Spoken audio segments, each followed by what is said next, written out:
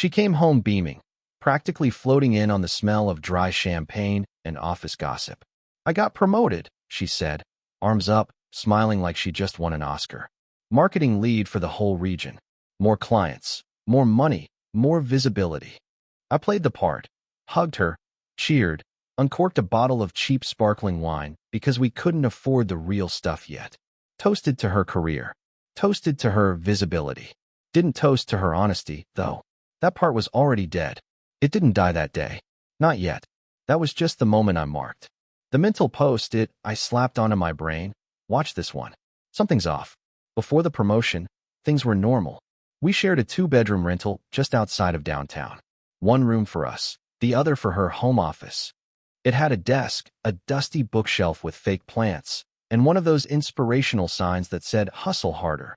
I never liked that sign. Felt like it was trying too hard to impress itself. She worked at a boutique real estate firm. Marketing support, client outreach, managing listings. Nothing fancy. She made okay money, loved saying things like, "This quarter's leads are warmer than last," and occasionally posted humble brag photos of herself on open house days. She was good at curating an image. But the day after the promotion, that image started glitching. It started with a screenshot. I was using our shared tablet to look up a recipe, something dumb, like how long to cook salmon at 400. Her text messages popped up in the corner. Nothing crazy. A friend had sent her a photo. It was a cropped screenshot of her updated LinkedIn profile, with a caption, "This new title looks fire, fire, fire." I was about to swipe it away, but curiosity won. The profile said, "Senior Digital Strategist, Hayes and Fairchild Consulting. February 2024, present." Hayes and Fairchild? Never heard of it. I read it again. It wasn't the name of the firm she worked at. Completely different company. Completely different logo. The bio talked about leading regional analytics and client performance optimization across financial sectors. That wasn't real estate. That was something else. I scrolled a little more. New headshot. Professional. Crisp blazer. Slight smirk. Background banner with a city skyline and the phrase, "Modern strategy for the modern client."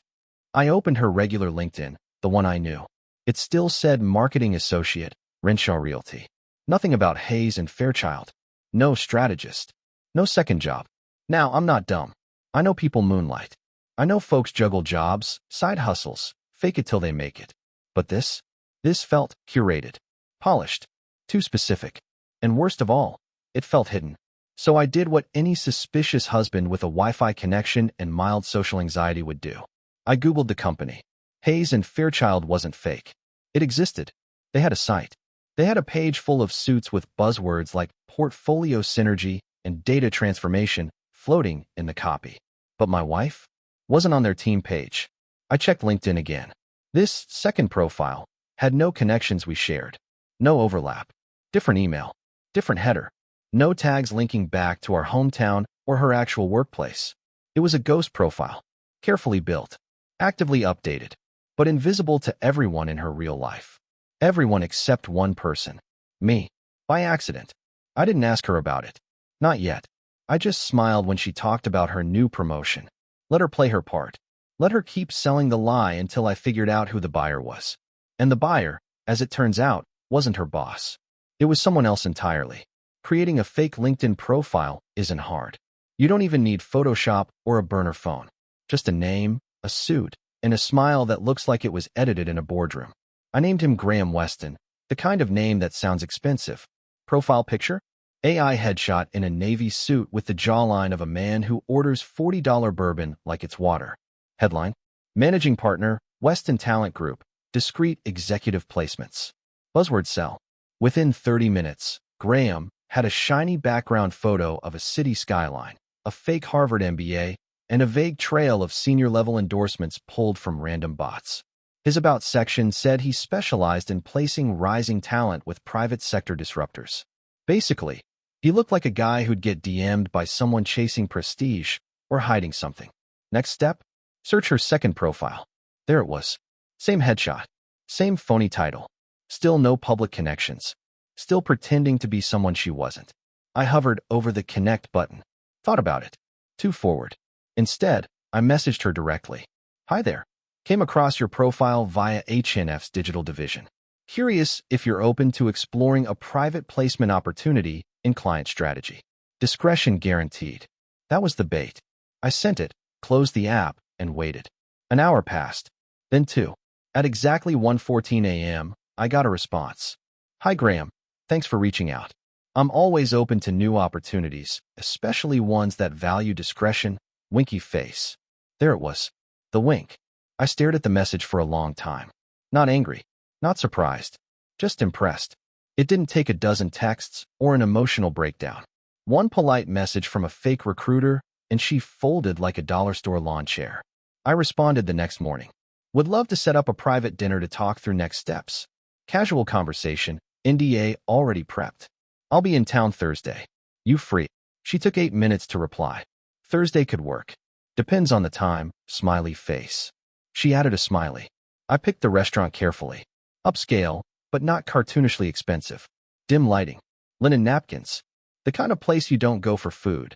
You go to be seen by the right people. I made the reservation under G. Weston Talent Group. Private booth. Back corner. Then I started printing. The messages. The timestamps. A copy of her second profile, just in case she tried to scrub it. Even her original LinkedIn page, for comparison. And one more thing. I called her boss. Not directly. That would have been stupid. I used Graham's voice, formal, professional, and filtered through an AI voice mod. Left a message for HR at Renshaw Realty saying a recruiter would be taking one of their employees to dinner and wanted to verify their position and title. They called back.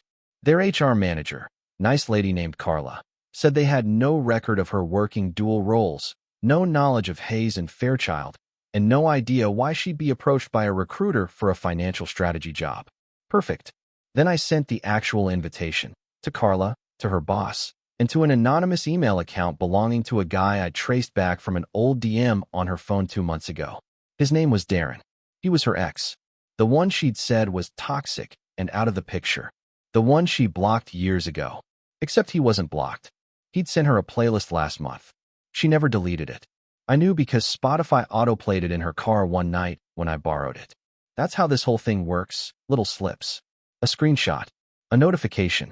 A playlist that doesn't match the story. Now they were all going to match. Dinner was set for Thursday. I picked out a blazer. Not for me, for Graham. The illusion had to hold for 15 minutes, tops. The trick wasn't in the confrontation. It was in letting her build the moment herself. Let her get dressed. Let her rehearse her lines. Let her enter that restaurant thinking she'd landed something big. Something secret. Let her believe she had power.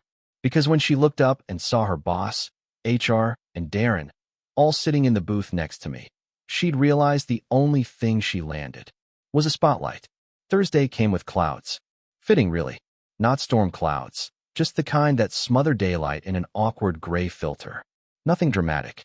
Just dull and loaded with static. Like the universe was holding its breath. She got ready like she was going to meet God. Full makeup. Black blouse with the shoulder cutouts she usually reserved for weddings. Heels that didn't scream corporate so much as they whispered, convinced me to order the steak. A new purse I hadn't seen before, shiny and slim, like a clutch designed to hold nothing but secrets. Big night. I asked from the couch, pretending not to look up from the TV. She hesitated for a half beat, just long enough to reveal guilt without knowing it. Networking dinner, she said. Just potential stuff. You know.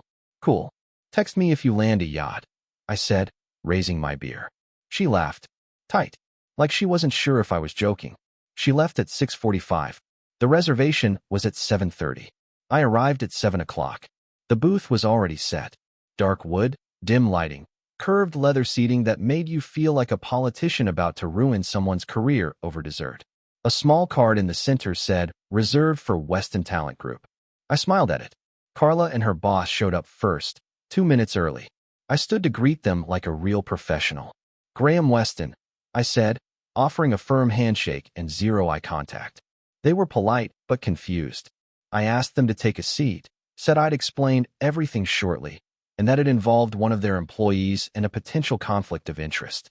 They exchanged looks but didn't leave. Then came Darren. Jeans. Blazer. No tie. The kind of outfit you wear when you want to look like you don't care, which means you do, deeply. He was taller than I expected. Lean. Smug. Hey.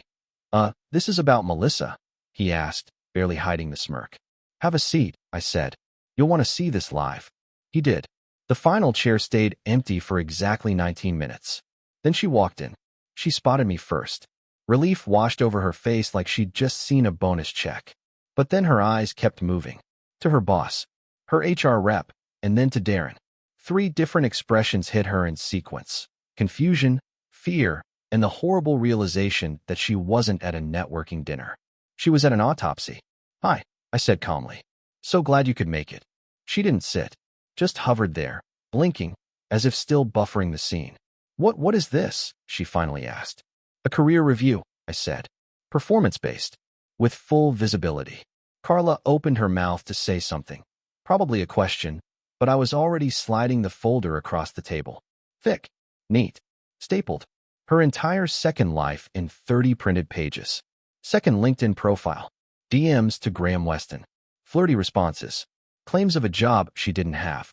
Photos she'd sent, allegedly from the Hayes and Fairchild office, which, by the way, was actually just our home office with the bookshelf angled differently. Then the kicker. Timestamps showing she'd been at work during hours when she was actually meeting Darren.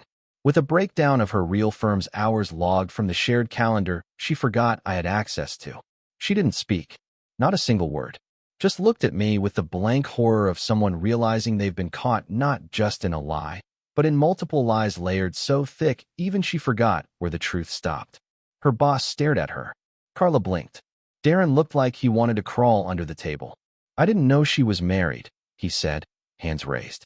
She told me you guys were separated. Of course she did. Of course she said that. Her lips parted. Maybe to argue. Maybe to lie. Maybe to fake cry. But nothing came out. Because when you're caught by 4 people at once, in a booth you thought was a shortcut to money and power, your throat tends to close up. I stood. Dinner hadn't even been ordered yet. Thank you all for coming, I said, like a man ending a PowerPoint. I'll leave you to decide what happens next. Then I walked. Didn't look back. Didn't need to. I could already hear her voice trying to scramble, trying to mop the floor with a sponge full of holes. It was too late. That restaurant was now a crime scene, and every one of them had seen the body. When I got home, I unplugged her laptop, packed up the fake degree on the office wall, and tossed the "Hustle Harder" sign into the trash. Because hustle wasn't the problem. It was the direction. The fallout didn't start with yelling. It started with silence. She came home that night around midnight, opened the front door like it was going to explode, then just stood in the hallway. No keys clinking. No dramatic monologue. Just her heels dangling from her hand, and her face doing that thing liars do when they haven't decided which version of the truth they're about to try first. I was sitting at the kitchen table. No wine. No music. Just her laptop open in front of me, the second LinkedIn profile still pulled up, frozen like a ghost in mid-lie. She opened her mouth. I can. No, I said. You can't. That shut it down for the night. She went to the guest room, or as she called it during Zoom calls, her creative workspace. I heard her pacing for hours, opening drawers, probably deleting things, or practicing. Either way, I let her spin her wheels. Let her feel the weight of the silence pressing down like wet concrete. She didn't go to work the next day, mostly because she didn't have one anymore. I got the email confirmation from HR at 10:06 a.m. A polite note informing me they had accepted her resignation and were reviewing internal procedures to ensure workplace integrity. Translation: she'd been offered the courtesy of stepping down before they kicked her out. I forwarded it to myself, just in case. At 10:49, she emerged from the guest room with her hair in a messy bun and her voice dialed to soft apology mode. I need to talk. I didn't look up from my coffee. She sat down across from me anyway. It wasn't supposed to be like this, she started. I wanted to feel like I was moving up. Like I wasn't stuck. I stared at her. This your TED Talk? I asked. She flinched. I didn't sleep with him, she blurted. Ah, there it was. The line cheaters think is a reset button. Like if there was no actual intimacy, then the rest of the betrayal must have been some kind of emotional coupon. Bad, but not unusable. You lied to your boss, your company, your HR rep, your husband, and half the internet, I said. But thank God you kept it PG. She blinked, then tried again. I wasn't happy. You think I was doing backflips every time I washed your salad containers? She shook her head. I just felt invisible. You know what's funny? I said, leaning forward. You made yourself visible. Just not to me. She didn't answer. She just sat there, tearing a napkin into tiny triangles while I finished my coffee. When she stood up, she didn't say goodbye. Just walked back into the guest room, her panic bunker, and shut the door like she was locking in whatever version of reality she needed to survive the day. I gave her a week. Not out of mercy, out of curiosity. I wanted to see what someone like her does when their armor falls off in public. And let me tell you, it's pathetic in ways I didn't even predict. First came the social media cleanse. Second, LinkedIn. Deleted. Instagram. Wiped of all couple photos, replaced with sunsets and vague quotes about growth. Facebook. A post that said, "Sometimes life teaches you the lessons you didn't know you needed." Darren. Blocked. Then unblocked. Then blocked again. I saw the cycle in her browser history. I found out through a friend that Darren had already told people he'd been used. Claimed he had no clue she was married. Told his gym buddies she was unstable. Said the restaurant scene blindsided him. Poor guy. He just wanted to cheat in peace. Meanwhile, she was trying to rebuild her identity like it was a Pinterest board. She started posting about independent consulting, using vague terms like personal branding strategist and freelance digital insight coordinator. Words that sound fancy but mean absolutely nothing. The hustle wasn't about money anymore. It was about narrative control. But the problem with lying to everyone is that you can't control where the cracks form. People from her old job started talking. One of her coworkers, someone I barely knew, messaged me privately. "Hey, just wanted to say that what you did was brutal, but she deserved it." We all knew something was off. Another one forwarded me a screenshot of a Slack message she'd sent to a client claiming she was traveling for an investor meeting. Same date and time she was at brunch with Darren, based on the location tags I'd already seen. I saved it. Not because I needed more evidence. I already had enough to bury her career. But because I wanted a reminder. A souvenir. Something to remind me that trust isn't destroyed in one dramatic explosion. It dies quietly. Like a spreadsheet filled with numbers that don't add up until you finally stop looking away. She tried one last apology that weekend. Sat down next to me on the couch with a printed letter, like she thought putting it on paper would make it real. It opened with, "I know I've hurt you." I stopped reading after the first paragraph. Because if you have to print your guilt, you've already missed the point. The thing about liars is they never know when to stop spinning. Even when the thread's frayed, the wheel's broken, and the whole dam looms on fire, they keep weaving. By the second week, she wasn't apologizing anymore. She was pivoting. I overheard her on a call, voice low and breathy, as if whispering made her lies softer. "I'm just between phases right now, taking time to realign my goals."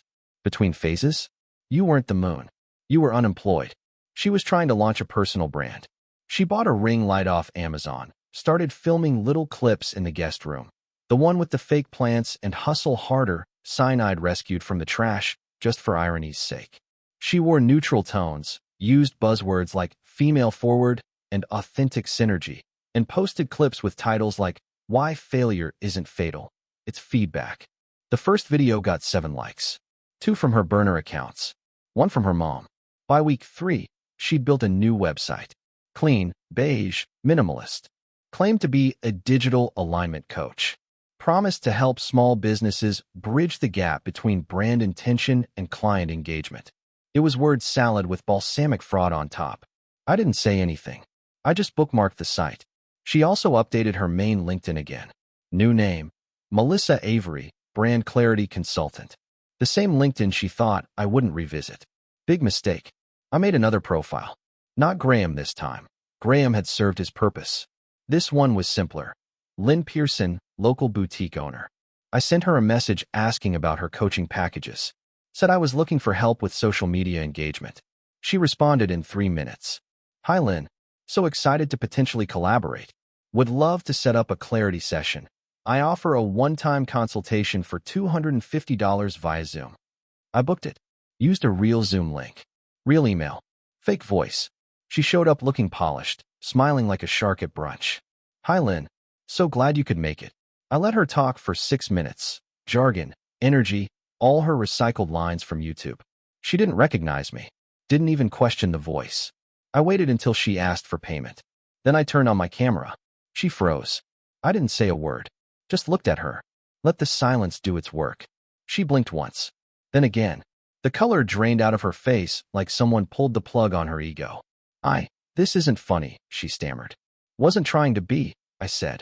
Just wanted to see how far the grift was going. The call ended 30 seconds later. The site was offline by midnight. But I wasn't done. I sent the consultation offer, Zoom link, and all of her replies to the Better Business Bureau and tagged it as a fraudulent coaching business. I flagged the LinkedIn.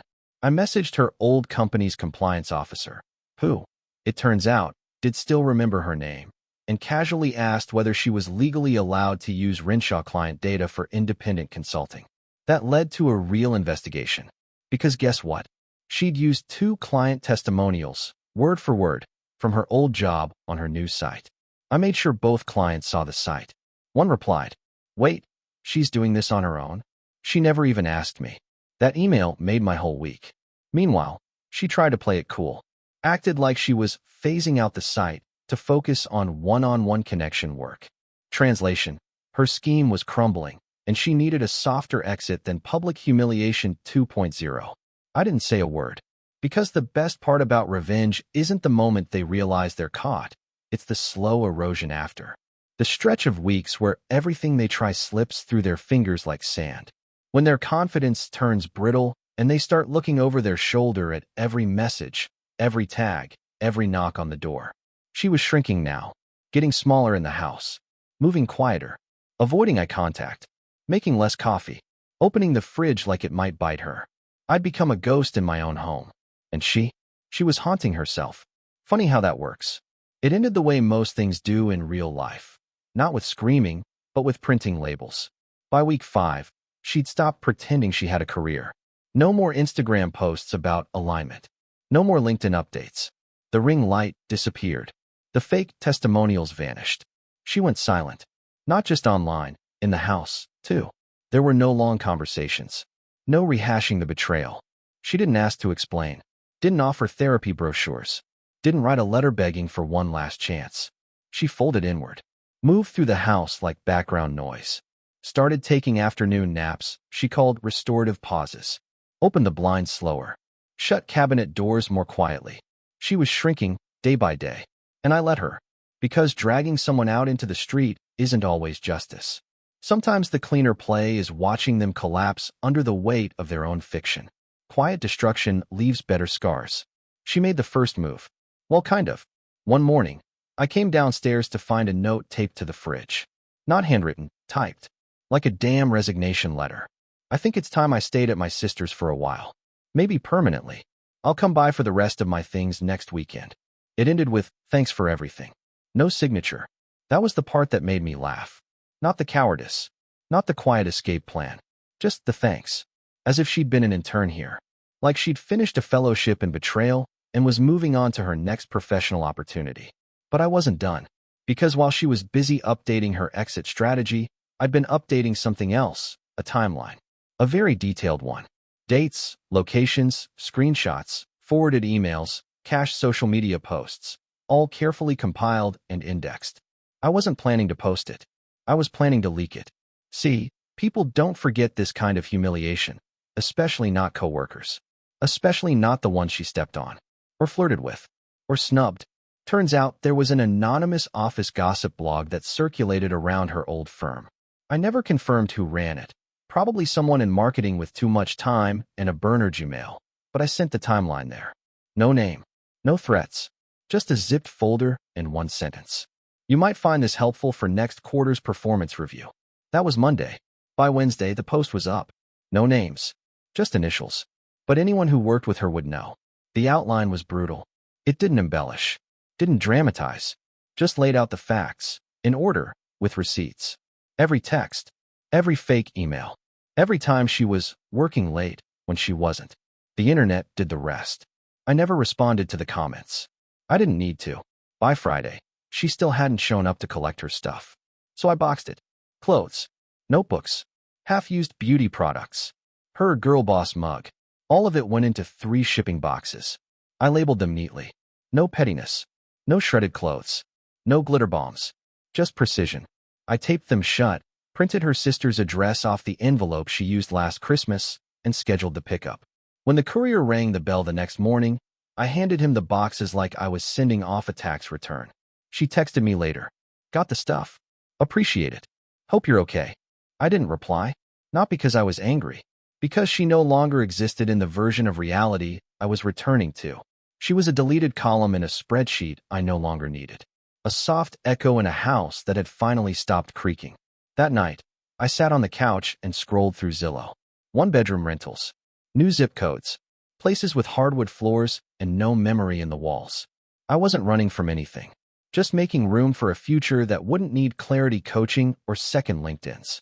When I closed the laptop, I poured myself a drink and looked around the house one last time. It felt lighter. Not happier. Just honest. And after months of lies, that was enough. Subscribe to the channel